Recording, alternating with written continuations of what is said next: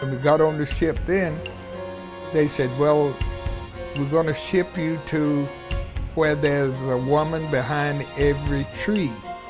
And some of us wondered about that. That's what was said to us on the ship. We didn't know any different. I didn't know any difference either. And that was in the Aleutian Islands.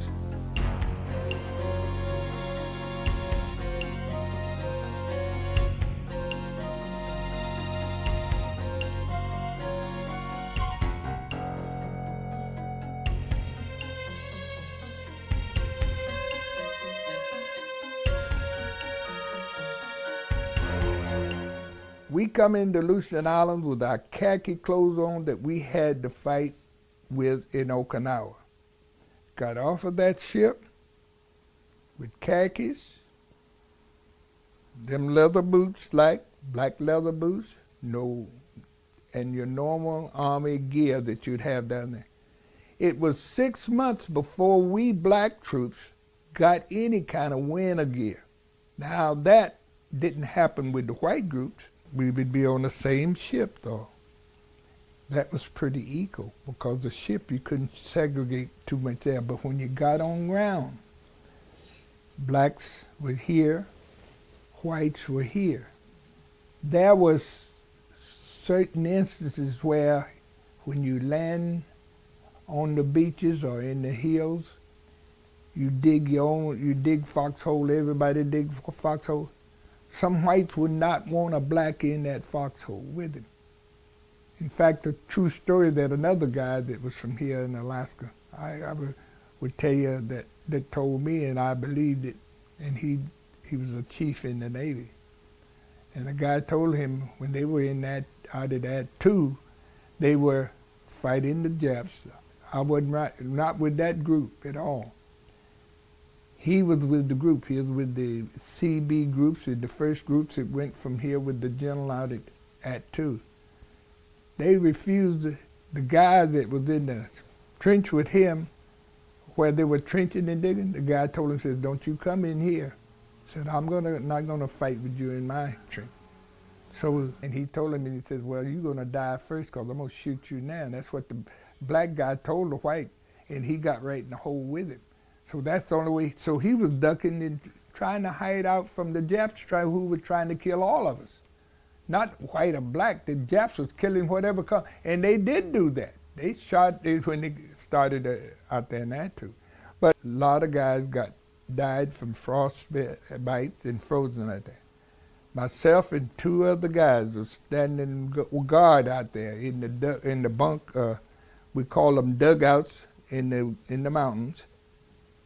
We had a willow that's in Adak. This was out at Adak, and they couldn't find us for 3 days. We almost froze to death. Our hands and our feet, our cheeks, and we went to sick bay. They didn't know what to do. They said, well, the only thing we can do for you guys, we'll just have to either amputate or ship you to Anchorage.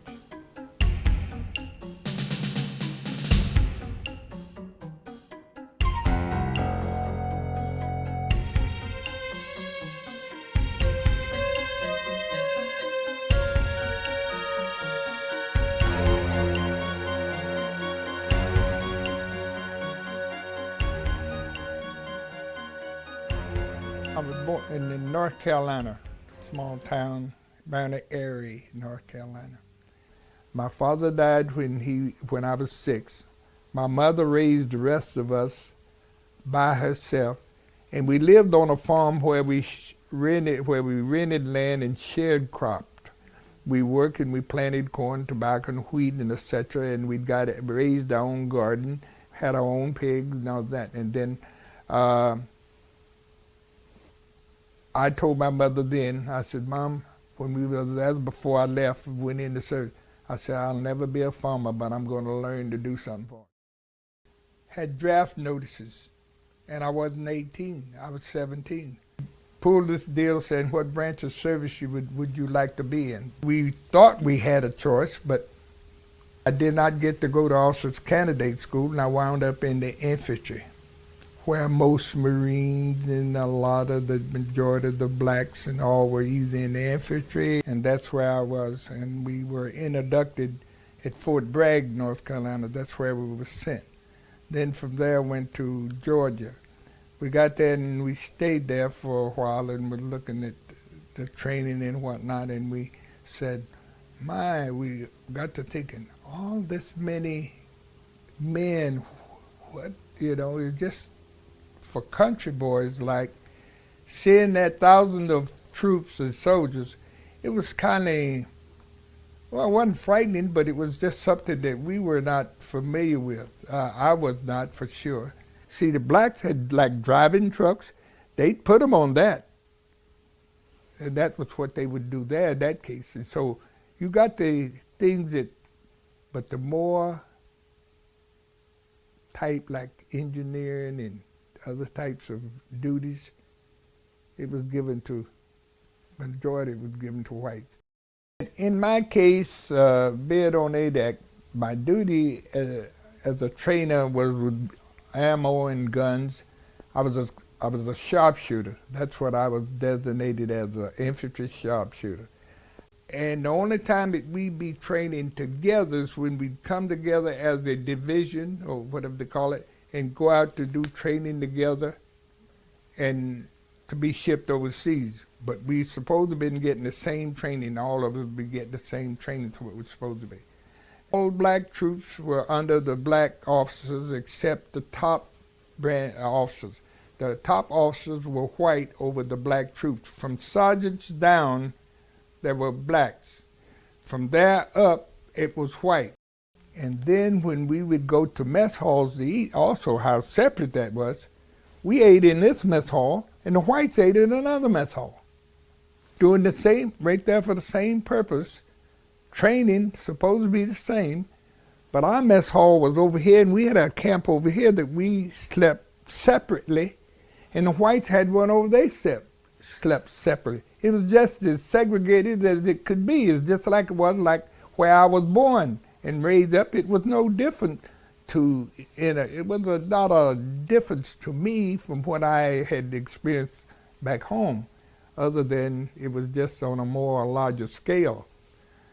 And that was in 44, middle of 44, I come into the Aleutian Islands, and I was attached to a 3322nd stevedore, a transport stevedore. So stevedore then with the Army was support from the ships, ammo, and ammunition to the different islands.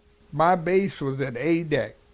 We would receive it there, and then we would support up and down the chain by using Army transportation barges at Attu, Shemya, Dutch Harbor, and ADAC. We're supposed to be out there for 2 men in a we call them, they were dugouts in the marsh, what you call dirt shed, no heat, nothing. You had candles. That's all the thing. You didn't keep no lights. You had your peep out holes and stuff there, and you had to put, they give us then gloves with mittens and leather gloves to go on top, and with our guns, and with radio communication sometime. But we could not communicate back to the main base where our company was. But they knew we were there, and we were assigned 12 hours shift. Another shift would come in. So while we were in this shift is where we got snowed in by a willow. We also lost men by walking out. They were walking along in the area, and you'd be alone. You'd drop off in a cliff somewhere, and they never found him till after the snow and it got warm and he was dead. A lot of guys died from frost bites and frozen like that. So I decided when I got in ADAC, I was learning things then, and I got a job offer with the government there. So I wanted to help her. So I did not tell her that I was out of service. I had 2 sisters that were going one went to beauty college, one went to nurse college, and I wanted to help her do that, and she couldn't do it. So I stayed there and made the money, which was $3.55 an hour, and that was big money then. And you take that and 45, and then I went up to $5 an hour. That was tall money. And I was able to help her do that. And in doing that, I got transferred while I was working to Kodiak. They asked me, I said, oh yeah, I'd be good, get me from out there. Come to Kodak, I got an increase in pay, and I was doing the same defense type work, machinist, working in the shops and all of that. And that's what made me stay at ADAC, and I bid bon voyage to my buddies that got on the ship. I could have cried. They were left, that big transport left out of there, and they were up on their waving goodbye, and I could have said, well, they said, you crazy for staying, but I had a mission. So I stayed, me and 3 other guys that did the same. 2 others and myself stayed up. That's how I got sent to Kodiak, and I've been there ever since.